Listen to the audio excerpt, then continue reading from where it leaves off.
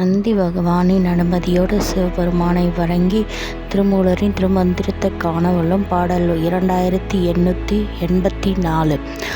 ஆமாக்கள் 5 அரியோர் 30 தேமா 2 திப்பிலி 9 தாமாக குரங்கொளி தன்மனத்துள்ளன மூவா காடாவிடின் மூடுகின்றாரே. இதன் அர்த்தம் என்னவென்றால், ஆமாக்கள் 5 பஞ்சபூதங்களை குறிக்கின்றது.